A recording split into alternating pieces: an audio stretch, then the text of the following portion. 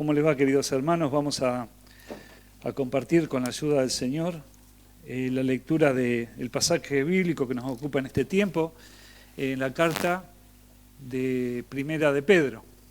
Les invito a abrir allí nuestras Biblias. Vamos a leer desde el versículo 1 del capítulo 1 para ver el contexto. Ya hemos tratado los primeros pasajes. Vamos a hacer un breve paso por estos pasajes para luego introducirnos en el tratamiento dedicarnos al tratamiento de los versículos 7, 8 y 9, que nos va a ocupar en esta mañana. Leemos así en la palabra de Dios.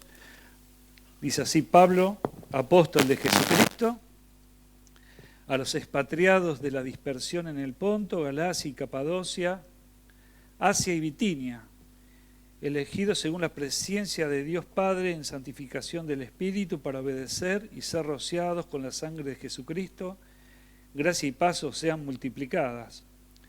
Bendito el Dios y Padre de nuestro Señor Jesucristo, que según su grande misericordia nos hizo renacer para una esperanza viva por la resurrección de Jesucristo de los muertos, para una herencia incorruptible, incontaminada e inmarcesible, reservada en los cielos para vosotros, que sois guardados por el poder de Dios mediante la fe para alcanzar la salvación que está preparada para ser manifestada en el tiempo postrero, en lo cual vosotros os alegráis, aunque ahora por un poco de tiempo, si es necesario, tengáis que ser afligidos en diversas pruebas, para que sometida a prueba vuestra fe, mucho más preciosa que el oro, el cual aunque perecedero se prueba con fuego, sea hallada en alabanza, gloria y honra cuando sea manifestado Jesucristo, a quien amáis sin haberle visto, en quien creyendo, aunque no lo veáis, os alegráis con gozo inefable y glorioso, obteniendo el fin de vuestra fe, que es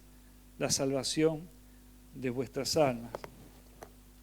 El contexto en que está escrita esta carta, que está dirigida, como hemos visto, a los expatriados, a quienes estaban dispersos en las regiones allí próximas a Israel, vemos que estas personas estaban pasando un momento difícil.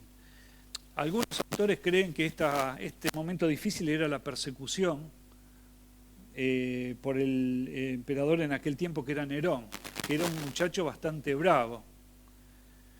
Pero esa gran persecución de Nerón solamente afectó a Roma, la capital del imperio. Así que estos hermanos que estaban sufriendo diversas dificultades, diversas tribulaciones, y estaban, por así decirlo, un poco desalentados. El tema central que vamos a ver en el tratamiento de Pedro acerca de lo que quiere transmitirle a los hermanos en la dispersión es acerca de la esperanza.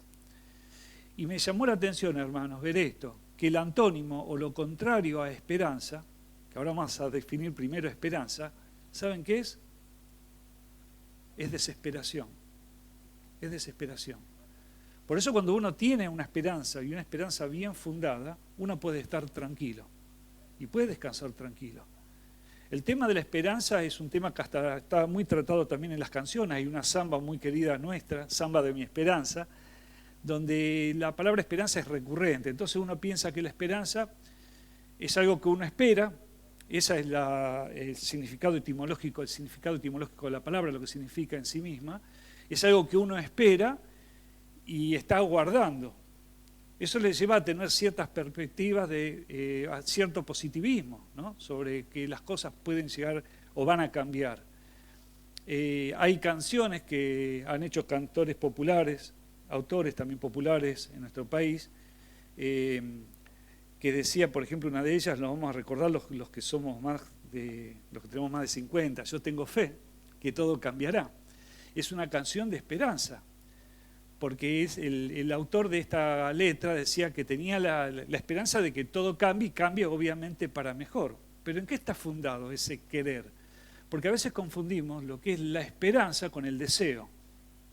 La esperanza con el deseo. Yo tengo la esperanza que el mundo cambie. Yo tengo la esperanza de que el país cambie. Yo tengo la esperanza de que mi esposo cambie. Yo tengo la esperanza de que el barrio cambie. ¿Y en qué está fundado en eso? Es solamente un deseo. Pero cuando vemos cómo trata la palabra de Dios, la palabra esperanza, vemos que esa espera, por eso que es positivo, está fundado en el que promete, en la virtud del que promete, y el que promete es Dios. Quien siempre cumplió, cumple y cumplirá lo que promete. Eso lo hemos podido ver testimonialmente a través de la historia, lo que nos han mostrado las Escrituras, que todo lo que prometió Dios y que fue esperanza para aquellos que recibieron esas promesas, esa espera estaba garantizada por el dador de la promesa, que era la garantía. Dios promete, Dios cumple. Dios prometió, Dios cumplió. Dios promete cosas que todavía no sucedieron, van a suceder, y la esperanza del creyente está en aquellas cosas que Dios promete que van a suceder y que Él va a cumplir. Por eso el apóstol Pedro envía esta carta no a una ciudad determinada, como hay otros autores. Por ejemplo, Pablo escribe para los que estaban en Éfeso, escribe para los que están en Tesalónica. Después esas cartas igualmente circulaban entre todas las iglesias. Pero Pedro le escribe a aquellos que estaban dispersos y estaban, en cierta forma los ve, desesperados, como que habían perdido la esperanza. Y Pablo les escribe estas hermosas palabras, y cada versículo lo tenemos que leer detenidamente y estudiar detenidamente, porque tiene un muy, muy alto contenido teológico. Tiene mucha significación cada uno de estos versículos, a tal punto que algunos autores piensan que no fueron palabras de Pedro, expresiones de Pedro, por la riqueza y el tratamiento, porque Pedro era un pescador de Galilea, una persona simple.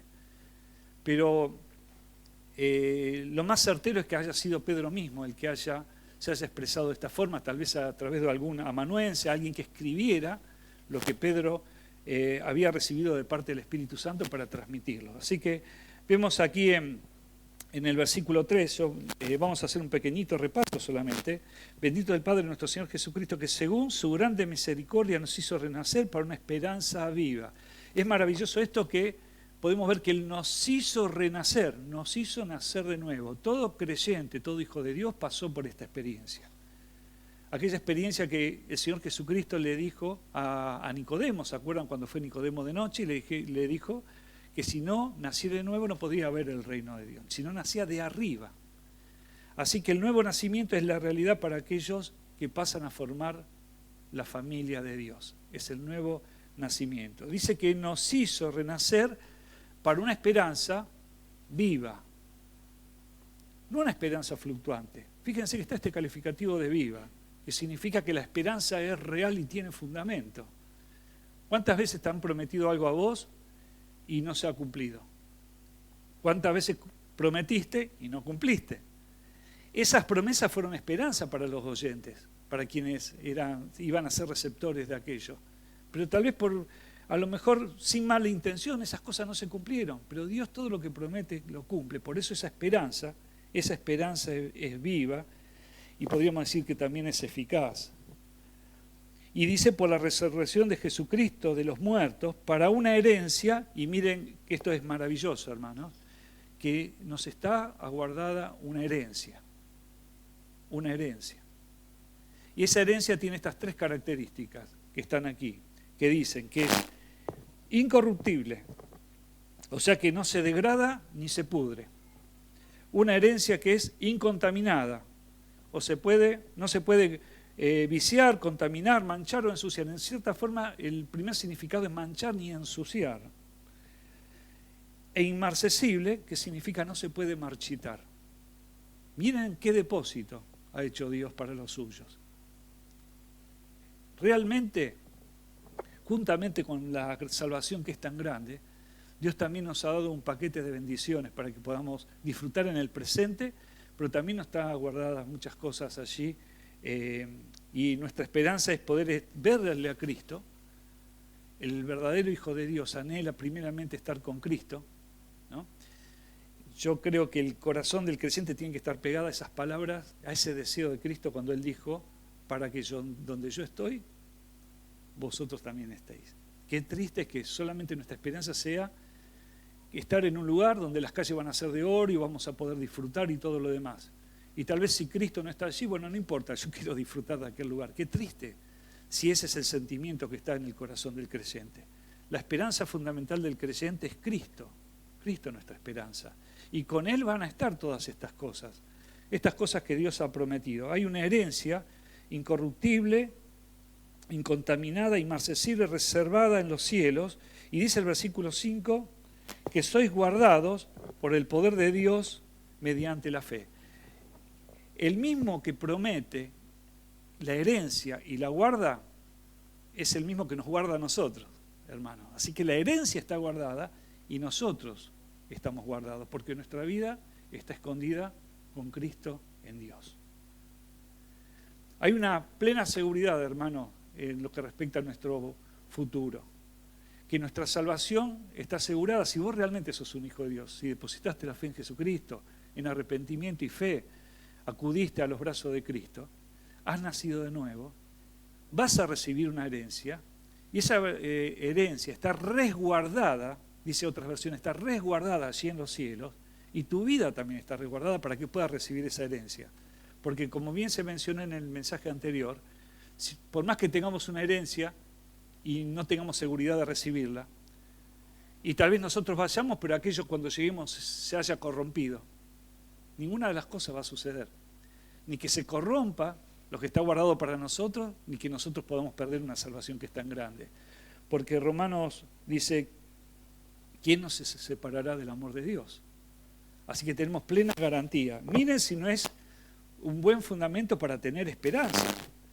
¿Qué es la esperanza? Es esperar algo que no se ve. Porque si se ve y si uno ya lo puede visualizar, como dice la Escritura, ya no es esperanza. Pero nuestra esperanza está en aquellas cosas que Dios ha prometido y verle a aquel que no hemos podido ver. Que sois guardados, dice el versículo 5, por el poder de Dios mediante la fe, y la fe es el medio que Dios ha provisto para que andemos por este mundo. Primeramente para que alcanzásemos la salvación por medio de la fe. Pero de la forma que conocemos a Cristo, de esa misma forma dice la Escritura que debemos andar. Así que el andar de creyente es por fe. ¿Qué significa andar por fe? Y andar con los ojos cerrados, por así decirlo, confiando en aquello que no podemos ver. Y tal vez como nos sirve como ejemplo, cómo se sostuvo Moisés, que dice que él se sostuvo y anduvo como viendo al invisible. Qué hermosa esa expresión, como viendo al invisible. Si ustedes ven, las pruebas por las que tuvo que pasar Moisés fueron durísimas. Y dice en Hebreos que él dejó el privilegio de las riquezas de Egipto, toda la riqueza y la posición social que tenía allí, y ese vituperio lo cambió eso por el vituperio por servir al Dios único y verdadero. Así que eso le costó un alto precio a Moisés. Los primeros 40 años que vivió Moisés, hasta que sacó por mano de Dios al pueblo de Egipto, fueron 40 años que podíamos decirlo, la pasó bien Moisés. Y estaba allí cómodo, disfrutando en Egipto. Pero después le tocó 40 años en los cuales él tuvo que conducir al pueblo de Israel y tuvo un montón de momentos adversos, como vemos en la Escritura. Un montón de pruebas donde Dios probó, no solamente probó a Israel, sino que también lo probó a él. Y todas estas cosas tenían un propósito, toda esa adversidad tenía un propósito. Que sois guardados, dice el versículo 5, por el poder de Dios mediante la fe, para alcanzar la salvación que está preparada para ser manifestada en el tiempo postrero. Vamos a tener la completa dimensión aquel día en que Cristo venga a buscar a su iglesia. Porque en ese día los muertos en Cristo resucitarán primero y luego los que hayamos quedado vamos a ser trasladados para estar con Él en la gloria. Pero tanto los cuerpos que resuciten como aquellos que no hayan muerto y sean trasladados, vamos a ser transformados en un cuerpo incorruptible de gloria. Y esa es la redención de nuestro cuerpo. Cuando la Escritura nos enseña que todavía no está completa nuestra salvación y hay una esperanza, es porque falta la redención de nuestro cuerpo, hermano. Falta todavía que se complete la salvación. Si bien tenemos la plena seguridad de que si nos pasa hoy de tener que partir de este mundo, sabemos que vamos a estar con Cristo, como decía Pablo, que es muchísimo mejor.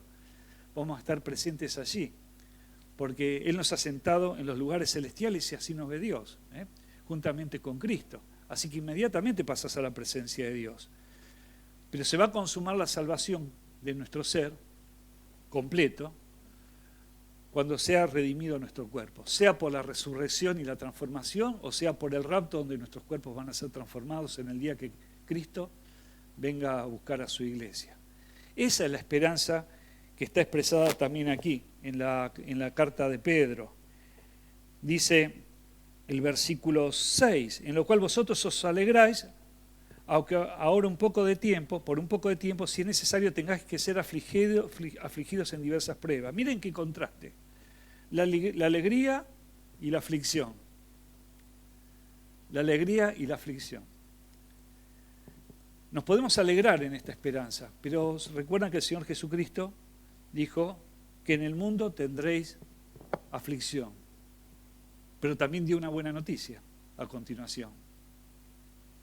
En el mundo tendréis aflicción, y el creyente va a pasar aflicción mientras esté en este mundo. En realidad toda la humanidad pasa aflicción, pero el creyente va a pasar aflicción en este mundo. Pero confiad, dice el Señor, yo he vencido al mundo.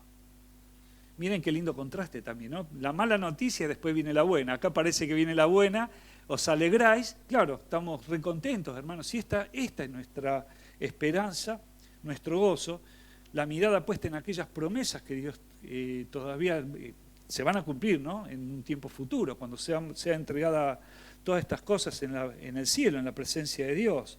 Pero podemos confiar en el dador de las promesas. Podemos confiar en aquel que siempre cumple. Ahora, ¿qué hay? Vieron que hay un contraste, donde Pedro está diciendo, aunque ahora, y acá viene la mala noticia, por así decirlo, en la segunda mitad del versículo 6, aunque ahora por un poco de tiempo, si es necesario, porque las pruebas no es algo continuo en toda la vida, sino cuando Dios juzga que es necesario, que tengamos que pasar por una prueba. Si es necesario, tengáis que ser afligidos en diversas pruebas. Y Santiago usa el mismo término, diversas pruebas. Y esto en el original significa aunque tengas que pasar por una de cada color. ¿Quién no ha pasado por situaciones así? Que te vino algo difícil, pero encima te vino otra cosa y nomás al toque y tenés varias cosas acumuladas y uno dice, qué increíble, me vienen todos juntos. Santiago habla de esa experiencia, en la experiencia que va a pasar, por la que puede pasar el creyente. Y también lo habla Pedro. Aunque tengamos que ser afligidos y aún de esta forma intensa, uno atrás del otro, como decía un refrán o una frase argentina, como cachetada de loco, ¿no? Una atrás del otro, una atrás de la otra. Así que la aflicción y la prueba es una materia en la escuela de Dios, porque prueba significa que se está probando algo, Recuerdo en el colegio secundario que la profesora o el profesor decía, bueno, para la próxima clase estudien todos, que voy a tomar lección. Entonces llegaba a la siguiente clase y todos rogando que se olvide que tenía que tomar lección, ¿no? Pero cuando comenzaba a tomar, iba a tomar la lección, empezaba por la lista de alumnos alfabética. Chomín iba tercero o cuarto, así que la ligábamos bastante seguido, ¿no? Éramos los primeros, y qué hablar el que tenía la letra A, ¿no? Y los que zafaban eran los últimos de la lista y siempre rogando, ¿por qué no empieza por el último de la lista, ¿no? Les decíamos los profesores, ¿no? Pero era un momento de tensión. Pero el terror se ocupaba de la clase cuando los profesores decían, o el profesor de educación decía, saquen una hoja. Saquen una hoja. Ahí era un mundo de protestas, ¿no? No protestábamos tanto porque no es como ahora que se puede exteriorizar el enojo, ¿no? Pero ahí empezaban las protestas. Usted dijo que iba a tomar lección. Tenían que estudiar todos. Así que saquen una hoja y escriban. A eso le llamábamos nosotros prueba relámpago. Y era lo que era el terror para nosotros, ¿no? La prueba relámpago. Y saben, cada vez que me acuerdo de esa experiencia, me acuerdo de lo que es la experiencia del creyente. Hay momentos en la vida del creyente que el Señor te dice, saca una hoja y escribí. Todo aquello que aprendiste en el camino del Señor, que escuchaste los domingos, que abriste la Escritura en tu casa, todo lo que aprendiste de la Escritura, bueno, ahora hay que aplicarlo. Y te manda allí, en ese momento te manda la prueba. Para saber si vas a salir, para mostrar si vas a salir aprobado o vas a salir reprobado.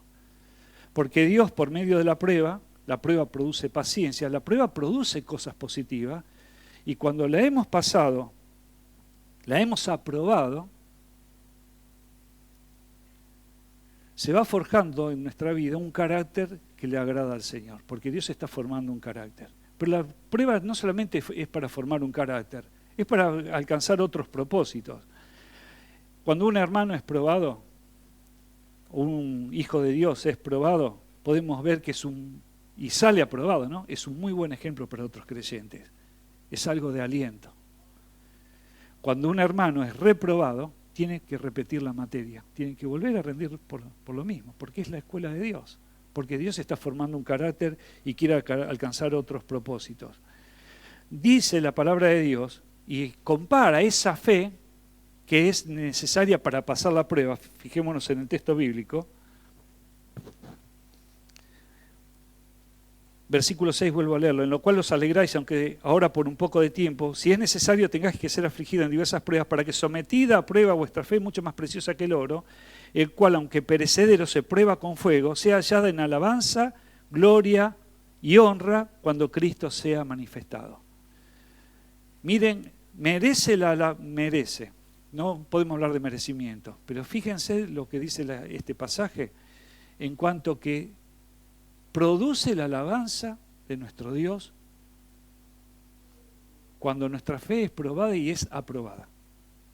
Produce la alabanza de nuestro Dios. Y hay premio, hermano. Viendo algunas cositas, así investigando un poquitito cómo se prueba el oro, cuando esto ha pasado en muchos países, ¿no? En Estados Unidos fue la fiebre del oro, se ha hablado mucho acerca de eso, hay películas que se han hecho.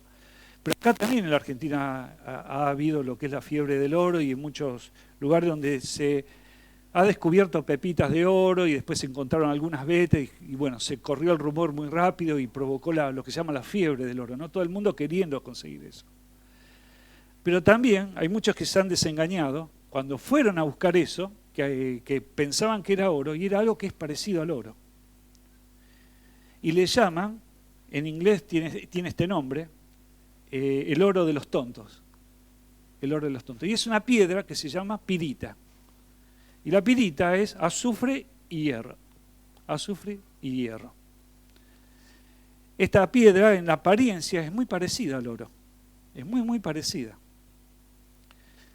Pero el coste, el valor es mucho, mucho más bajo. Muchísimo más bajo. Entonces, muchas personas se han movilizado inútilmente hasta ciertos lugares donde le decían que había oro, pero hasta que ese oro, supuesto oro, no se prueba, no se sabe realmente si es oro. Entonces ustedes habrán visto en las películas de cowboy que agarraban una moneda y la mordían, porque el oro es maleable. ¿Saben? La pirita es durísima. Eso es una forma de probarlo en forma muy doméstica, ¿no? Porque el oro puro es maleable. Pero lo que a mí me llamó la atención, que el oro, como prueban el oro a través del fuego, toman una piedrita de oro y toman una piedra de pirita, que son similares, y están sometidas a un soplete o al fuego. ¿Saben qué hace el oro? Apenas se le aplica el soplete, se funde y forma una bolita que luego al enfriarse es maleable. Pero la pirita explota, empieza a largar chispas y explota. Y la prueban domésticamente, tratando de apretarla y estalla. El oro se estira y se puede, creo que es uno de los metales, por ser un metal noble, que se puede estirar muchísimo, muchísimo. Pero la pirita apenas recibe un golpecito, ¡tuc!, se rompe. Esa es una de las diferencias y una de las formas de probar. Y acá está hablando la Escritura que es probada por el fuego. Nuestra fe es probada por el fuego. Y ese fuego convierte en ese oro, o lo vuelve ese oro en esa prueba como algo maleable, y si es pirita explota. Ahora, hermanos, ¿cómo está nuestra fe? ¿Cómo es nuestra fe cuando es probada? ¿Saben? Uno puede saber si el fruto del Espíritu está en nuestra vida y si nuestra fe es sólida por nuestras reacciones, no tanto por las acciones, por lo que hacemos, no tanto, sino cómo reaccionamos. Porque cuando nosotros accionamos podemos fingir y simular una situación. Pero cuando nosotros reaccionamos sale de adentro lo que realmente somos. Y esa fe que cambia el carácter y por medio de las pruebas va forjando un carácter que agrada a Dios, va formando un carácter apacible, las virtudes que vemos en el fruto del Espíritu Santo en la vida del creyente. Pero aquella fe que es falsa, se prueba que cuando viene el fuego de la prueba, esa persona reacciona y explota y larga chispas. Es la fe que no sirve, hermanos. Así que, ¿cómo podemos visualizar y saber que la fe es buena o es mala? Es la calidad de esa fe. Porque Pedro dice que es más preciosa que el oro. La compara con el oro, porque no hay algo más precioso para compararlo. Entonces Pedro lo compara con el oro. Pero cuando es sometida a la prueba, al fuego de la prueba, se demuestra si es algo sin valor o con poco valor, o si es tan valioso como el oro. Por eso el propósito de la prueba, de parte de Dios, el fuego de la prueba, es para mostrar cómo está nuestra fe, nuestra relación con Dios. ¿En qué se cimenta nuestra fe? ¿En qué se cimenta nuestra esperanza? Dice el versículo 7, para que sometida a prueba vuestra fe, mucho más preciosa que el oro, el cual, aunque perecedero, se prueba con fuego. Uno diría, bueno, pero ¿cómo es esto de perecedero? Ustedes saben que el valor del oro está dado por la escasez que tiene el oro, por ser un material noble, no se oxida, por ser algo muy útil. Y justamente eso le da muchísimo valor, aparte del atractivo, puede ser del atractivo visual. Pero ¿cómo es que dice perecedero? Sí, hermanos, porque un día ya no va a estar más el oro. Ni lo material va a existir más. No va a existir más. Todas estas cosas van a pasar, van a terminar, hermanos. Pero nuestra fe y lo que Dios está formando en nosotros es trascendente. Dice, sea hallada en alabanza, gloria y honra cuando sea manifestado Jesucristo. En ese encuentro glorioso se va a manifestar lo que somos. Se va a manifestar la fe, la calidad de la fe con la que hemos vivido, porque también se va a terminar la fe. Un día se va a terminar la esperanza, porque la esperanza está fundada en lo que no vemos y en lo que esperamos. Pero cuando ya no tengamos que esperar más nada, ya estemos en el estado glorioso allí junto con nuestro amado Salvador, no vamos a tener que esperar nada, ni va a hacer falta la fe porque vamos a verle cara a cara. Son dos cosas que ya no van a estar. Pero sí va a estar el resultado de las cosas que hagamos mientras estemos aquí en la tierra, en los propósitos que Dios tiene para nuestra vida. Dice el versículo 8, a quien amáis sin haberle visto y en quien creyendo, aunque no lo veáis, os alegráis con gozo inefable y glorioso. A quien amáis sin haberle visto. Bienaventurados los que sin ver han creído, le dijo el Señor a Tomás, ¿no? Pedro tuvo la dicha, por así decirlo, de verlo al Señor en su ministerio, ¿no? Esos 3 años y medio, más los días después de la resurrección. Tuvo esa dicha. Y muchas veces yo me lo he planteado, ¿por qué no habré vivido en aquel tiempo? Qué hermoso debe haber sido, qué lindo debe haber sido vivir en aquel tiempo. Y tal vez alguien me tendría que haber señalado, pero ¿te hubieras bancado la persecución que había en aquel tiempo por la causa del Señor? Todo lo que pasaron aquellos que fueron testigos oculares de Cristo. Pero a estos oyentes, a estos que va dirigida estas cartas de aliento, ellos no habían visto a Cristo, pero ellos le amaban sin haberle visto. Y ustedes saben que esta palabra amar es la palabra ágape, que es la decisión de amar. Ágape es el amor sacrificial, es la decisión de amar a alguien. Así que Pedro los alienta a ellos diciendo, ustedes aman al Señor, a quien aman sin haberle visto. Lo está diciendo como que es un plus que ellos estaban teniendo, porque le aman sin haberle visto. Y le está remarcando que esa fe y esa confianza es más preciosa que el oro. Y ahora ellos estaban pasando por momentos de aflicción y tal vez estarían en su cabecita, ¿vale la pena pasar por aflicción? ¿Vale la pena? Y Pedro les recuerda, por estas palabras, claro que vale la pena. Porque todos los creyentes van a ser afligidos. Porque detrás de la prueba está el que te va a sustentar en medio de la prueba y el que tiene un propósito para la prueba que te está haciendo pasar. Un cuadro que podemos ver, a mí me encanta ver siempre del otro lado del mostrador, ¿no? Cuando era chico trataba de, si iba a la verdulería, de ponerme del otro lado porque quería ver cómo era la gente de este lado, ¿no? Los clientes. Y en el almacén hacía lo mismo. Pero ese cambio de plano me gusta que también está en la Escritura, en el libro de Job, donde vemos qué pasaba en el cielo mientras Job era probado. Todos conocemos la historia de Job. Y Job fue probado, y saben, en Job vienen los amigos, y cuando ven cómo Job era probado, y realmente era una prueba, ellos decían, estás padeciendo por algo que habrás hecho, algo habrás hecho. No tenemos que confundir, hermanos, cuando la Escritura habla de prueba, que es algo que Dios está enviando a tu vida para refinar tu carácter y refinar esta esperanza, con las consecuencias de la disciplina por haber hecho las cosas mal. Eso lo va a recordar Pedro, así en 1 Pedro capítulo... Damos vuelta a la hojita, si está por él. Capítulo 2.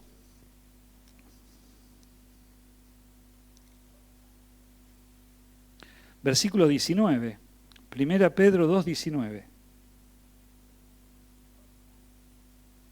Dice, porque esto merece aprobación si alguno, a causa de la conciencia delante de Dios, o sea, si vive de acuerdo a los principios de Dios, si vive en obediencia, ¿no? Porque esto merece aprobación si alguno, a causa de la conciencia delante de Dios, sufre molestias padeciendo injustamente. Pues, ¿qué gloria es si pecando sois abofeteados y lo soportáis? Mas si haciendo lo bueno sufrís y lo soportáis, esto ciertamente es aprobado delante de Dios. Aquí Pedro mismo hace un contraste en que nos encontramos en medio de las dificultades, de la adversidad, la estamos pasando mal. Distingue lo que es la disciplina de Dios, todo lo que sembrare, eso mismo vas a cosechar. Metiste la pata, lo hiciste en desobediencia a Dios, te tenés que aguantar las consecuencias. Y la disciplina que Dios te manda, porque nos trata como a hijos y por eso nos disciplina. Pero cuando uno padece por la causa de Cristo, porque está andando derechito en los caminos de Dios y en obediencia, dice que es motivo para alegrarse, para gozarse, porque sí o sí van a venir las pruebas. Porque Dios está refinando, está moldeando un carácter a la medida del carácter de Cristo. A quien amáis, dice el versículo 8, sin haberle visto, en quien creyendo, aunque ahora no lo veáis, os alegráis con gozo inefable y glorioso. Miren qué hermosa esta última expresión. ¿Cómo pondrían ustedes una frase para expresar el gozo, la mayor alegría, un estado de exultación, un estado de máxima felicidad? Miren esta frase, qué hermosa. Os alegráis con gozo inefable y glorioso. Os alegráis con gozo inefable. Significa un gozo que no se puede expresar. ¿No les pasó a ustedes que a uno, por ahí querés expresar algo que te alegra mucho, se lo transmitió a otra persona y ves que para la otra persona te dice, ay sí, qué lindo, pero que no pudo captar la alegría que sentiste? Ese es el gozo inefable. Es la alegría inefable. Eso es inefable. No hay forma de explicarlo. No hay palabras para explicarlo. No hay expresiones, no hay gestos para poder explicar algo tan grande. Y el apóstol Pedro le está diciendo a sus oyentes, a quien amáis sin haberle visto, en quien creyendo, aunque ahora no lo veáis, os alegráis con gozo inefable y glorioso. ¿Saben? Porque el gozo no puede ser quitado de tu vida. Tal vez puedas perder momentos de felicidad y hasta puedas pasar por tristeza, pero el gozo no te puede ser quitado. Miren cuánto ha transmitido Pedro a sus oyentes respecto a la esperanza en aquellas cosas que Dios ha preparado juntamente con la salvación, ha preparado un tesoro allí en el cielo para ser recibido cuando lleguemos allí a su gloria. Para mí el mayor tesoro que veo en la Escritura, en ese encuentro, es poder ver a Cristo cara a cara, porque si no hay Cristo no hay cielo. Si no está Jesús, no es el cielo. Pero juntamente con Cristo, Dios ha preparado un montón de cosas que de ninguna forma y de ninguna manera nos merecíamos. Lo más mínimo de ese lugar no lo merecíamos. Ni siquiera que Dios nos mirase, porque es por pura gracia y, como comienza diciendo este pasaje, por su gran misericordia. Hay otras versiones que dice abundante misericordia. Y en esto no hay palabras para expresar el tamaño de la misericordia de Dios, que es la miseria que pasa por el corazón de Dios. Nuestra miseria pasa por el corazón de Dios y lo mueve a Dios a enviar a su Hijo Jesucristo a morir para salvarnos a cada uno de nosotros. Y ahí nos recibe como hijos adoptivos. Pero juntamente con esto dice, espera que tengo algo más para vos. Tengo cosas reservadas allí en el cielo, pero tengo algo más para vos. Vas a estar reservado para poder recibir esas cosas que están allí en el cielo. Miren cuánta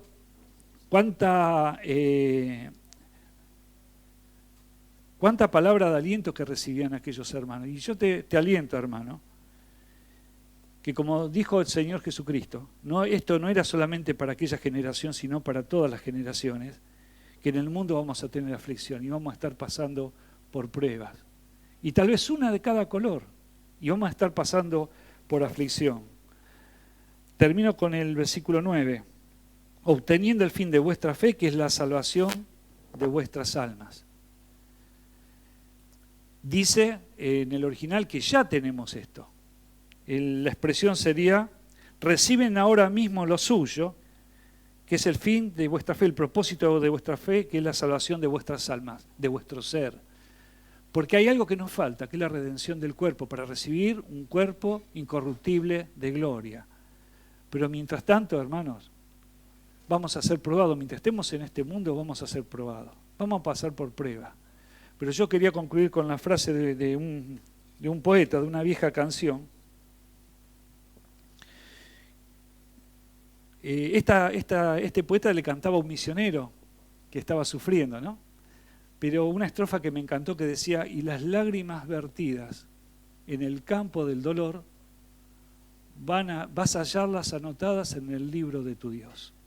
Hermano, cada lágrima tuya por la causa de Cristo va a estar anotadas en el libro de nuestro Dios. Cuando vos estás defendiendo a capa y espada tu matrimonio, tu familia, tu fe, tus principios, se van a derramar lágrimas. Se van a derramar lágrimas. La vas a pasar mal, pero lo estás pasando por causa del Señor. Y el Señor está anotando cada lágrima que cae. Él le va a enjugar toda lágrima, allí cuando estemos en su presencia. Pero mientras tanto las lágrimas van a estar. Pero cada una de esas lágrimas, Dios las tiene en cuenta. Por eso, hermanos, Pedro nos advierte lo que es realidad en la vida de los creyentes. Vamos a pasar por pruebas. Ahora, nuestra esperanza está en quien nos sostiene en medio de la prueba. Puesto los ojos en aquel lugar glorioso, en aquella bendita esperanza de verle a Cristo en la eternidad, donde vamos a recibir estos galardones, pero mientras estemos en esta tierra, Dios nos ha provisto la fe, nos ha dejado la esperanza que es cierta y es de cierto cumplimiento en todo lo que Él promete. Así que vivamos por fe, confiados, fortaleciéndonos nosotros, pero fortaleciendo al que veamos pasando por pruebas, alentando con las mismas palabras de Pedro, ¿sí? Son pasajeras, es un momento en las cuales vamos a estar pasándolas, pero Dios está trabajando en nuestras vidas. Amén.